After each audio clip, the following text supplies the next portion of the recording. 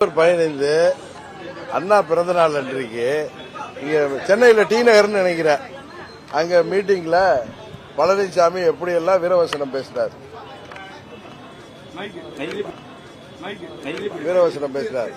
நான் தன்மானம் மிக்கவன், எங்களுக்கு ஆட்சி அதிகாரம் எல்லாம் முக்கியம் இல்ல, வெற்றி தோல்வி எல்லாம் பெருசு இல்ல, எங்களுக்கு தன்மானம் தான் முக்கியம்னு பயங்கர சவுண்ட் விட்டார்.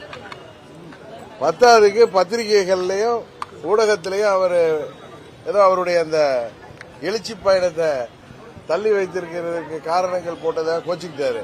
அவர் ஏதோ வானிலை அறிக்கையெல்லாம் படிச்சு மழை பெய்யுங்கிறதுனால தள்ளி வச்சேன்னு கதையெல்லாம் விட்டுட்டு டெல்லிக்கு போய் நம்ம துணை ஜனாதிபதி அவர்களை பார்த்துட்டு இரவு ஹோம் மினிஸ்டரை சந்திச்சிருக்காரு. இது ஏற்கனவே ஊடகத்தில் வந்துச்சு. அவர் ஹோம் மினிஸ்டரை அவரை அழைத்திருக்கிறாரு, அதுக்காக போறாரு. இதுக்கு எதுக்கு இவ்வளோ இப்படியெல்லாம் பொய் சொல்லி யாரை ஏமாத்த பார்க்கிறார்? நான் எப்பயும் சொல்றேன், தமிழ்நாட்டு மக்களையும் மற்ற அரசியல் கட்சியை சேர்ந்தவர்களையும் இனிமேலும் பழனிசாமி ஏமாற்ற முடியாது. என்ன ஹோம் மினிஸ்டரை போய் பார்த்துட்டு அது கூட்டணியில் இருக்கீங்க. ஹோம் மினிஸ்டர் ஓப்பனா இங்க வந்து சென்னையில ஏப்ரல் 11 இவரை கூட்டணியில சேர்த்து அறிவிச்சுட்டு டெல்லிக்கு போறாரு. என்ன காரணம்? இப்படி ஹோம் மினிஸ்டரை பார்த்துட்டு வெளில வர்றப்ப முகத்தை மூடிக்கிட்டு வர வேண்டிய அவசியம் என்ன இருக்கு?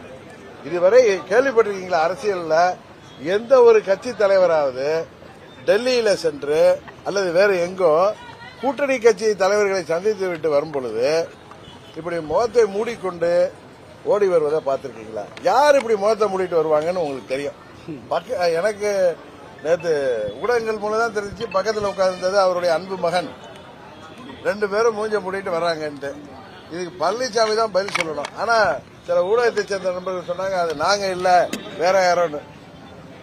ஹோம் மினிஸ்டர் வீட்டில இருந்து யாரும் மூஞ்ச மூடிட்டு வெளில போக வேண்டிய அவசியம் இல்லை. அங்க வந்து அவர்களை சந்திப்பது யார் என்பது எல்லாருக்கும் தெரியும். அது அங்க இருக்கிற ஊடகத்தை சேர்ந்தவர்களுக்கு தெரியும்.